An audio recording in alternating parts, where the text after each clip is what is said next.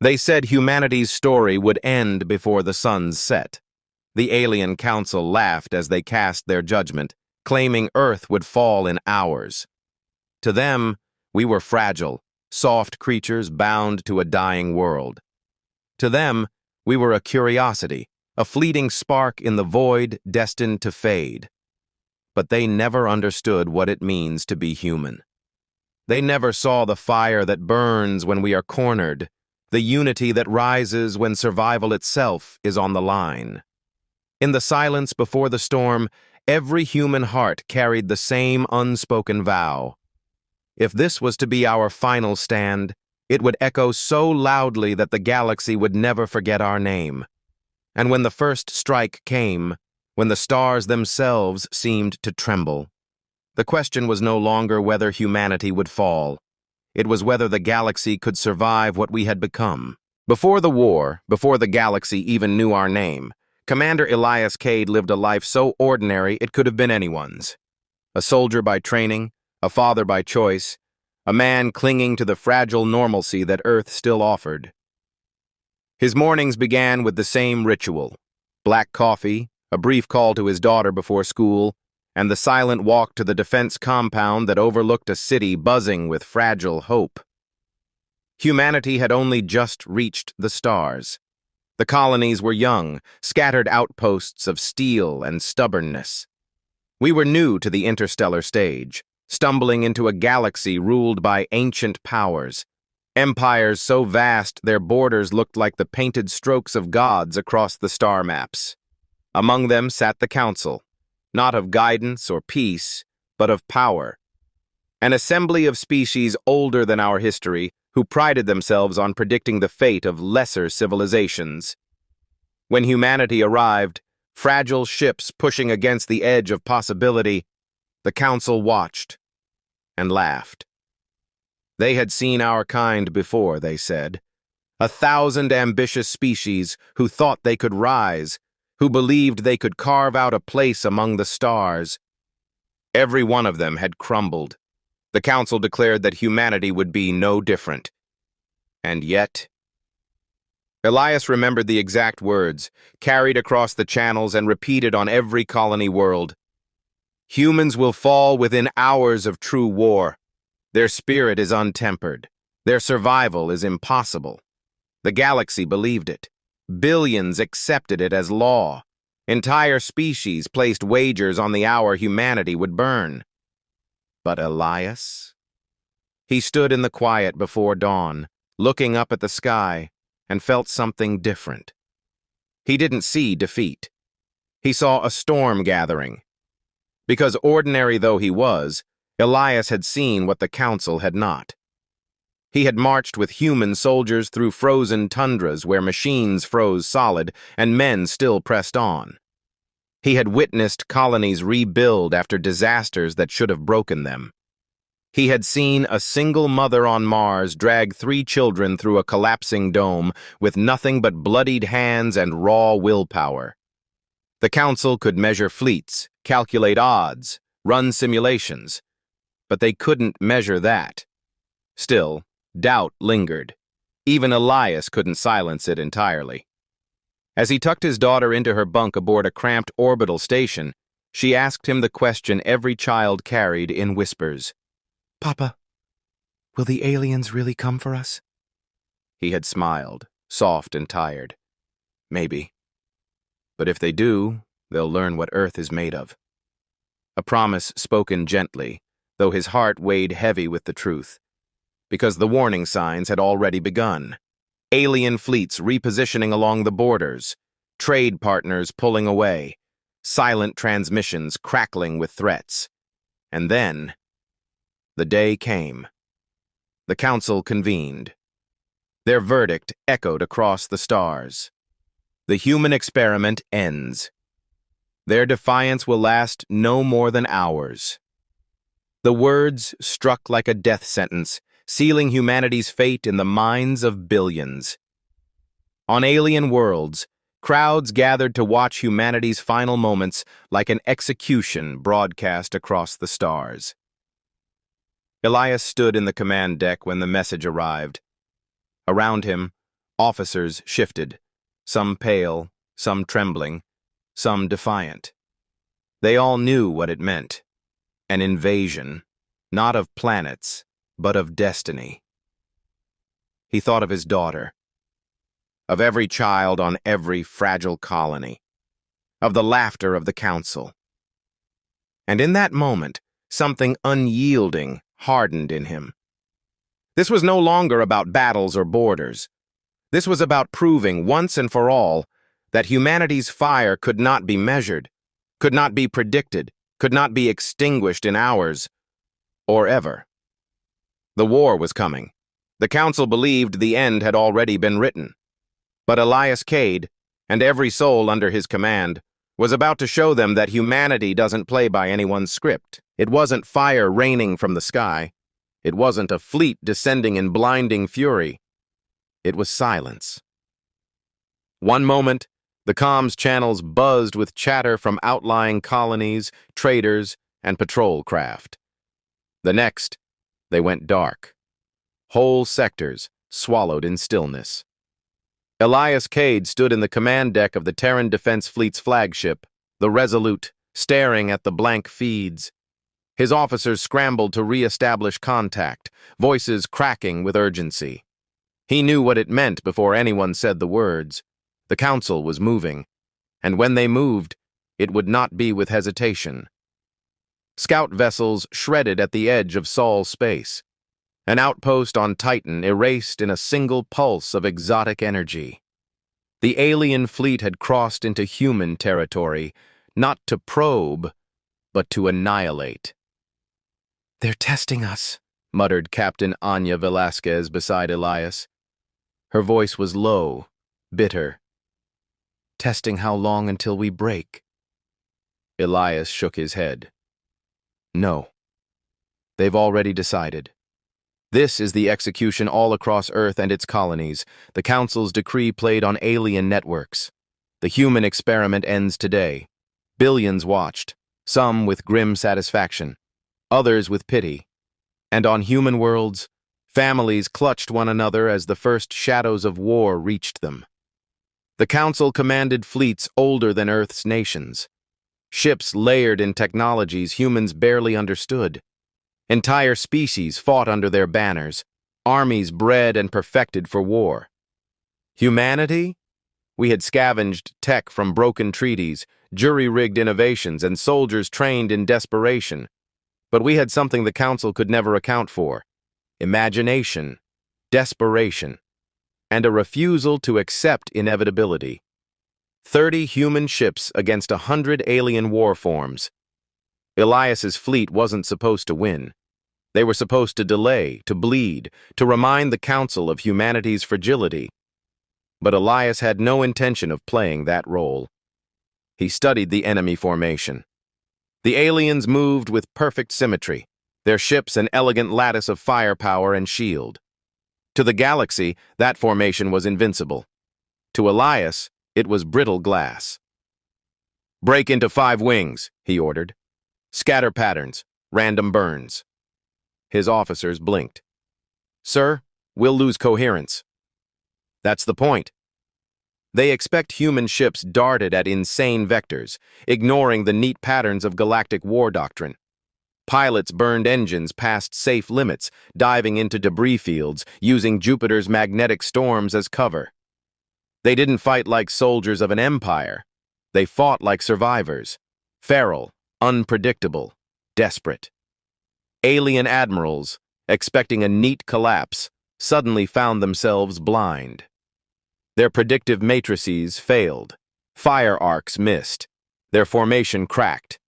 And when the first human torpedo slammed into the Council flagship's belly, splitting its core in two, the galaxy gasped. A single victory. But it was enough to shift the air. On alien worlds, crowds who had gathered to witness humanity's fall now leaned forward, murmuring disbelief. How could they resist? How could they destroy a flagship? On Earth, families wept, not with fear, but with fierce pride. The Council's clock had started, hours until humanity fell. But already humanity had stolen minutes back.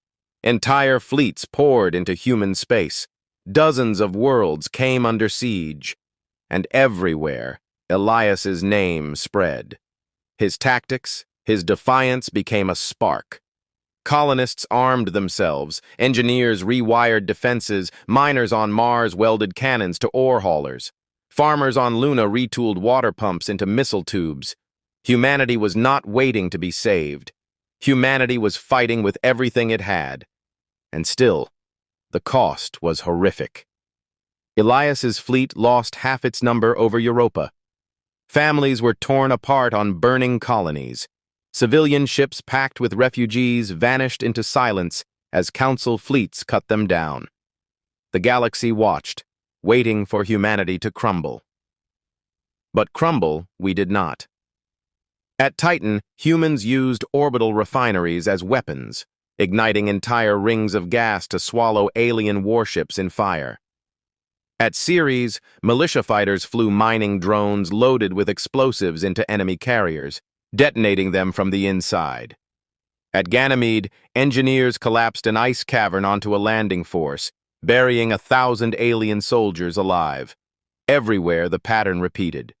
The Council advanced, humanity bled, but each time we took something from them.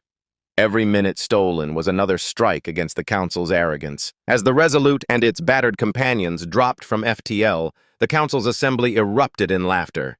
Humanity dared to strike us here? Madness. Suicide. The galaxy tuned in, waiting to watch humanity crushed in its final act of defiance. But Elias Cade only smiled. "Let them laugh," he said. "We'll give them a reason to remember." And with a single raised hand, he gave the order, "Attack!" Humanity's ragged fleet plunges into the heart of galactic power, outnumbered 1,000 to 1. The Council watches, certain of victory. The galaxy holds its breath. But deep in the chaos, humanity is about to prove them catastrophically wrong. Here's the climax section, approximately 1,050 words, crafted in cinematic HFY narration style with weight, awe, and suspense. The galaxy tuned in to watch humanity die. From 1,000 alien worlds, spectators crowded around hollow feeds as the human fleet appeared on the edge of the Council's fortress system. Scarred ships, fractured hulls, engines sputtering flame. It looked less like a fleet and more like a funeral procession. And yet, they came forward. The Council laughed. How could these broken vessels hope to challenge the combined might of empires older than human civilization itself? But Elias Cade didn't bring his fleet to survive. He brought them to end the story on our terms. The first volleys were devastating. Alien warships poured fire into the void, beams carving through the dark, missiles streaking like falling stars. Entire human frigates vanished in blinding blossoms of light. But still, the survivors surged forward, not in order, not in precision, in chaos. The Council's admirals barked commands, trying to predict human movements. But there was nothing to predict. Human pilots turned suicidal dives into weapons, engines burning until the last second before slamming torpedoes into enemy shields. A corvette, crippled and aflame, tore through the formation and rammed itself into the spine of a battleship. Both vanished in fire. For every human ship that fell, another struck like a dagger. The Council stopped laughing. Inside the Resolute, Elias stood tall at the command dais, the glow of battles playing across his scarred face. Around him, the crew fought exhaustion, hands shaking over controls, sweat dripping from brows. "Push them closer," Elias ordered. "Sir, we're losing too many." "Push them." The fleet obeyed. They weren't here to win a battle. They were here to make history. Deep within the chaos, the Council's Grand Assembly continued their broadcast. Their words dripped with contempt even as human ships burned. "Observe the futility of defiance." Humanity crumbles before the inevitable. But then, something shifted. Elias's voice cut across every channel. transmitted not just to his fleet but hijacking the Council's own broadcast. Every world watching heard his words. "You said we'd fall in hours. You were wrong. You said we couldn't endure. You were wrong. You thought you could measure humanity." His voice hardened. "But you never understood us. Not our spirit, not our fire, not what we'll sacrifice to make the galaxy remember who we are." And with that, he gave the command. "Release the payload." A silence fell across the void. From the bellies of battered freighters and disguised mining barges, strange containers tumbled into the dark. The Council's fleets adjusted weapons, sensors flaring with confusion. And then the containers burst open. Swarm clouds erupted. Thousands of drones, jury-rigged machines cobbled together from scrap and desperation. Mining cutters, welding lasers, thruster packs strapped to old satellites, humanity's last invention. They moved like a storm, directed not by centralized command, but by a chaos algorithm born from human ingenuity. The drones flooded through alien lines, cutting, burning, detonating. For the first time in centuries, the Council's formations broke. On alien worlds, billions stared in silence as the impossible unfolded. The humans were not just fighting back, they were breaking through. A path opened. A path leading straight to the Council's command citadel. Elias's fleet, bloodied and burning, surged forward. Alien admirals screamed. Defenses concentrated. Entire fleets converged to block the way. But the drones cleared gaps. The pilots sacrificed themselves, and still the Resolute pushed onward. Closer, closer. Until the citadel loomed before them. Inside, Council delegates watched in horror as the human flagship emerged from the fire, its hull cracked, half its guns gone, yet still advancing. "This is madness," one alien hissed. "No," another whispered. "This is humanity." Elias stood silent for a long moment, staring at the citadel on the holomap. Around him, his bridge crew waited, breath held, knowing what this meant. He thought of his daughter, of the promise he made her. If they come, they'll learn what Earth is made of. His hands curled into fists. "Target the citadel." "Sir, if we fire, we won't survive the retaliation." Elias nodded slowly. "Then let this be our last word." The Resolute's final barrage ignited the dark.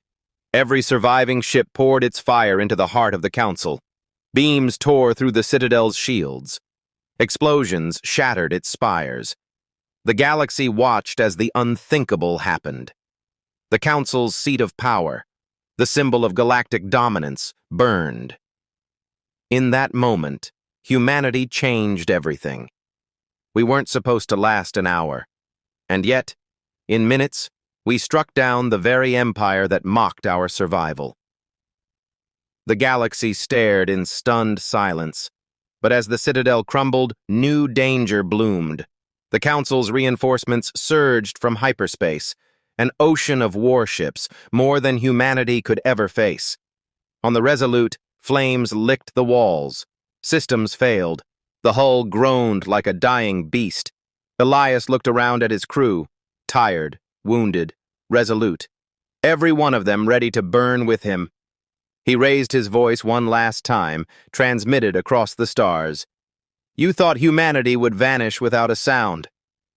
Instead, we lit a fire the galaxy will never forget. Remember us.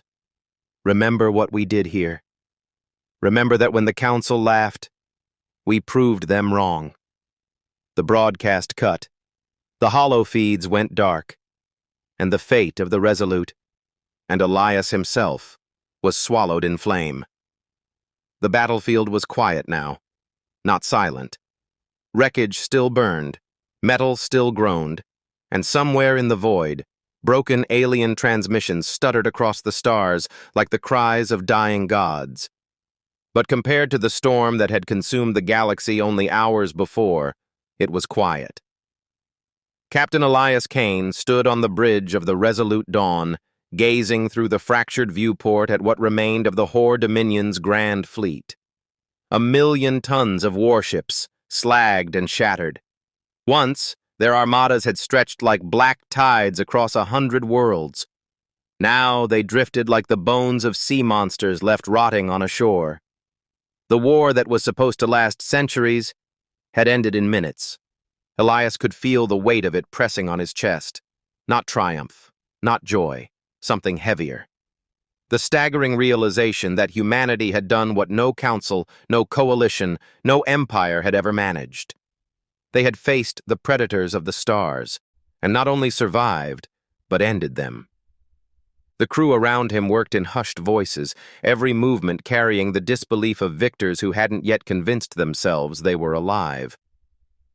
An ensign whispered, "Sir, we did it." Another muttered, "God help us." We actually did it.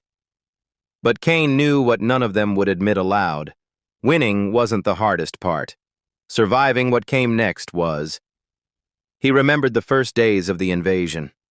The council worlds had folded like paper before fire. Empires with histories stretching back longer than Earth's written record had fallen in hours.